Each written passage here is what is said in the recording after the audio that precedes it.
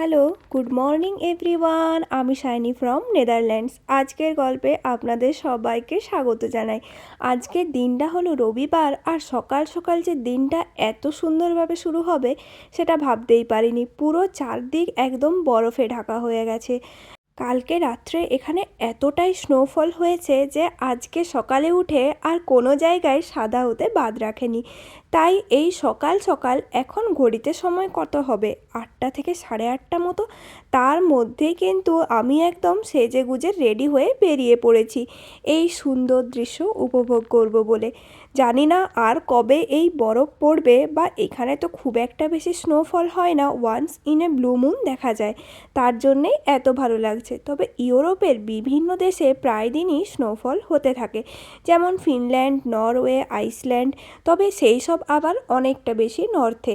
ওগুলো দেখার জন্যে তো কত দূর যেতে হবে, ফ্লাইট টিকিট বুক করো, হোটেল করো, খাবার এই সেই।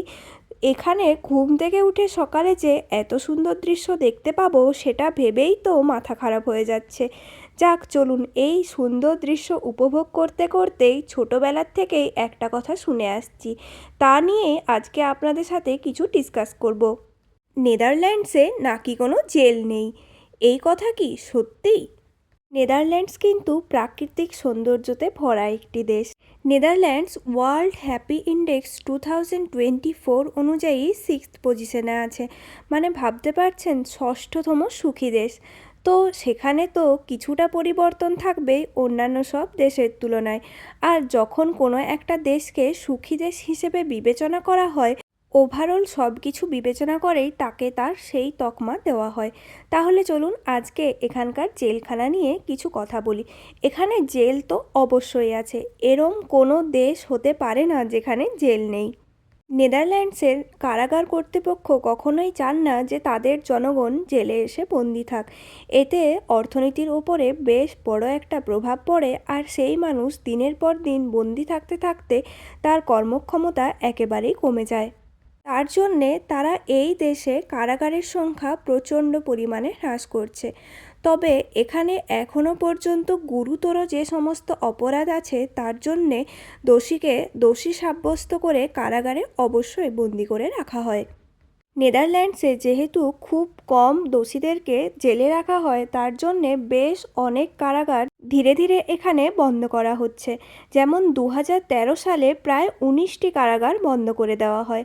তারপর আবার 2017 সালে আরও 7টি কারাগার এর দলেই নাম লেখায়। নেদারল্যান্ডসে জেলে যে সমস্ত বন্দিরা দোষী করে বন্দি থাকে তাদেরকে কিছুদিন রাখার পরে এনারা মুক্ত করে দেন। এমনি এমনি তো আর কোনো দোষীকে ছেড়ে দেওয়া যায় না। তার জন্যে এনারা সেই দোষীর সাথে কোনো একটা ইলেকট্রনিক্স মনিটর অ্যাড করে দেয়, যাতে তিনি যেখানেই যান তার খবর পেতে পারেন। কোনো কারণে যদি সেই অপরাধী নিয়ন্ত্রণের বাইরে চলে যায় বা আবার অপরাধ করার মতো কোনো কাজ করেন, তখন সেই যন্ত্রটি এই পুলিশ বা জেলের কাছে একটা সাইন পাঠিয়ে দেয়, ফলে তারা তাকে আরও খুব সহজেই গ্রেপ্তার করতে পারেন। তবে একবার যদি কোনো মানুষ এই জেলখানা থেকে ফিরে আসতে পারে, আর সে যখন জানে যে তার কাছে একটা মনিটরিং যন্ত্র বাঁধা আছে এবং যার ফলে তিনি খুব সহজেই এই পুলিশের আন্ডারে চলে আসতে পারেন, তখন তিনি সহজে আর সেরম কোনো কাজ করতে উদ্যত হন না। এই প্রাকৃতিক সৌন্দর্যে ঘেরা দেশটাকে কিভাবে আর কতজন মানুষ না দেখে বন্দি অবস্থায় থাকতে পারে বলুন? এখন তো বরফ পড়েছে আর গাছের পাতাও নেই, তাতেই কত সুন্দর লাগছে। এই দেশ যখন অটমের সময়ে বা ফলের সিজনে এত সুন্দর দেখতে হয় যে ভাবতেও পারবেন না। আবার এই যে মার্চ মাসে আসছে স্প্রিং টাইম, তখন তো আবার চারদিক ফুলে ফুলে রঙিন হয়ে উঠবে।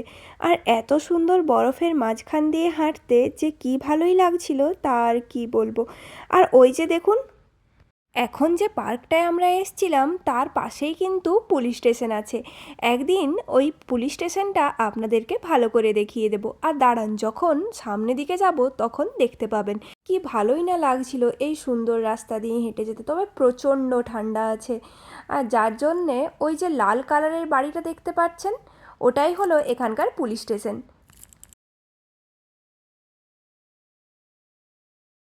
2017 সালের একটি পরিসংখ্যানে দেখা যায় যে নেদারল্যান্ডস হলো 1,70,00,000 মানুষের দেশ। যেখানে অপরাধীর সংখ্যা হলো মাত্র 11,600 জন। ভাবতে পারছেন? তবে এখন আবার এর সংখ্যা অনেকটাই কমে এসেছে। ডাচ মন্ত্রণালয় দাবি করেছিল যে পুরো কান্ট্রিকে একদম অপরাধীমুক্ত করবেন, আর এনারা তাদের এই কাজে বেশ অনেকটাই সফল বলতে পারেন। চলুন এই সুন্দর দৃশ্য দেখতে দেখতে বাড়িতে চলে এসেছি, আর বাড়িতে আসার পর এই ঠান্ডার মধ্যে গরম গরম ফ্রাইড রাইস বানিয়ে নেওয়া যাক। যার জন্যে এখানে বেশ কিছু সবজি সুন্দর করে কেটে নিয়েছি, যার মধ্যে ছিল beans, cabbage, spring onion, garlic, লঙ্কা, গাজর, বিট, টমেটো, ক্যাপসিকাম, রেড ক্যাপসিকামও নিয়েছিলাম একটু, আর ওইদিকে কিছু বিনস রাখা আছে। চলুন রান্না তাহলে শুরু করি। দেখুন কড়াইয়ে তো তেল হালকা হালকা করে গরম করতে দিয়েছি। এরপর তাহলে রসুন দিয়ে দিই, আর এক এক করে সব সবজিগুলোও দিতে থাকবো। নেদারল্যান্ডসে তো ক্রাইম নিয়ে অনেক গল্প হলো, এরপর তাহলে আপনাদেরকে বলি যে এখানে যে সমস্ত জেলখানাগুলোকে পাল্টে দেওয়া হচ্ছে, মানে প্রথমে 19টা, তারপরে 7টা, 2018 সালে 4টে, মানে মোট হলো ওই 30টার মতো জেলখানাকে পরিবর্তন করে কোনোটাকে রেস্টুরেন্ট করা হচ্ছে, কোনোটাকে হোটেল করা হচ্ছে, আবার কোনোটাকে তো মাল্টি স্টোর বিল্ডিং করা হচ্ছে। এখন জেলখানাকে পাল্টে এই সব করার যে নিয়ম, সেটাও কিন্তু বেশ আকর্ষণীয়। নেদারল্যান্ডসের জেলের ব্যবস্থা অন্য দেশের থেকে এতটাই আলাদা যে অনেকে ভাবেন যে এখানে কোনো জেলই নেই। এখানে কিন্তু সোশ্যাল মিডিয়ারও বেশ ভালো একটা ভূমিকা আছে। সোশ্যাল মিডিয়াতে বিভিন্ন জায়গায় ভুল তথ্য দেওয়া হয়, যেখানে বলা হয় যে এখানে কোনো জেল নেই, যেটা অনেকটাই ধারণা ভুল বলতে পারেন। তবে নেদারল্যান্ডসের জেল ব্যবস্থা উন্নত হওয়ায় এবং মানবিক হওয়ার জন্য এখানে অপরাধীদের সংখ্যাও কম, আর অপরাধীদের সংশোধনের ওপরেও বেশি জোর দেওয়া হয়। কিন্তু এই মানে এই নয় যে এখানে জেল নেই, জেল তো সব জায়গাতে থাকবেই, আর মানুষ থাকলে সেখানে দোষও থাকবে।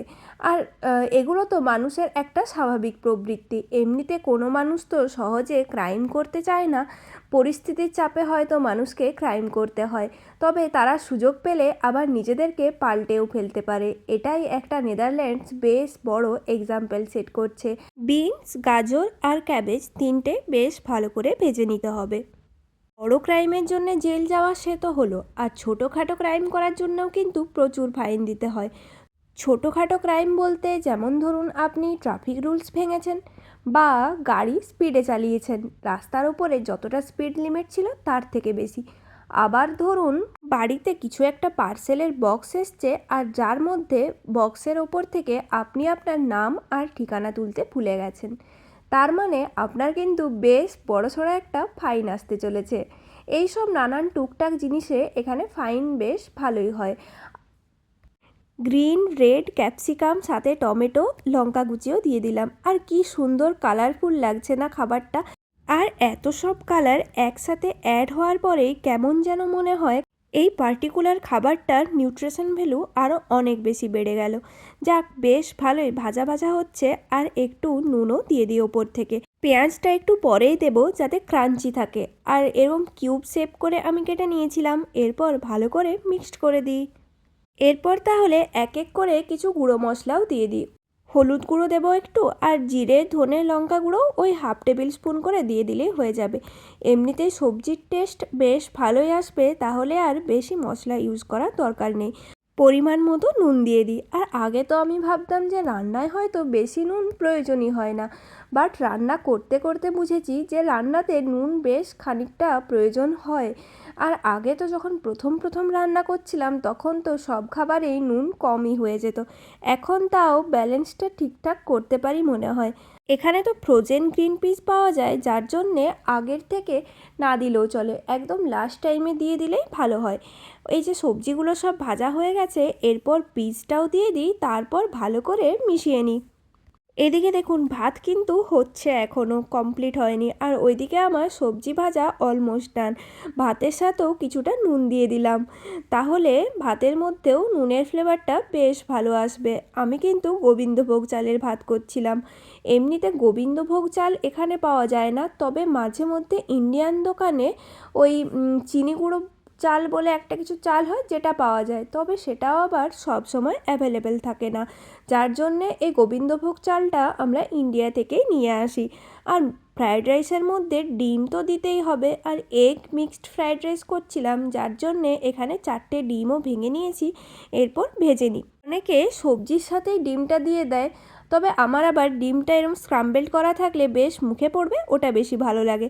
আর ডিম আমি সবসময় কিন্তু সর্ষের তেলে ভাজি, এমনিতে রান্না সাদা তেলেই হয়, তবে সর্ষের তেল দিয়ে ডিম, আলু সেদ্ধ এগুলো করে নিই। যেটায় ভাত হলো না ওটাতে পাল্টে নিয়েছি। এরপর আসলে ভাত দেওয়ার পরে ওই কড়াইটা একটু ছোট হয়ে যাচ্ছিল, যার জন্যে একটু ঘি দেওয়ার পরে ওই আগের থেকে ভাজা সব সবজিগুলো দিয়ে দিয়েছি। এরপর স্প্রিং অনিয়নটাও এর মধ্যে দিয়ে দেব। তারপর কিছুক্ষণ নাড়াচাড়া করার পরে ভাতটাও মিশিয়ে দেব। চলুন ভাতটা দিয়ে দিয়ে এরপর আর ভাত, সবজি, ডিম সব একসাথে মিশিয়ে ফ্রায়েড রাইসটাও রেডি করে দিই, আর লাস্টে শুধুমাত্র ধনেপাতা দিয়ে দেবো। তাহলে আজকে আমার রান্না এখানে কমপ্লিট, আর এর সাথে ব্লগটাও শেষ করছি। যদি আমার এই ভিডিও আপনাদের ভালো লাগে তাহলে please do like, comment, share and subscribe. দেখা হবে পরের নতুন একটি ব্লগে। Thanks for watching my video. Thank you so much. অবশ্যই বেল আইকনটা ক্লিক করে রাখবেন যাতে আমার নতুন সব ভিডিওর আপলোড আপনারা পেতে থাকেন। টাটা, সবাই ভালো থাকবেন।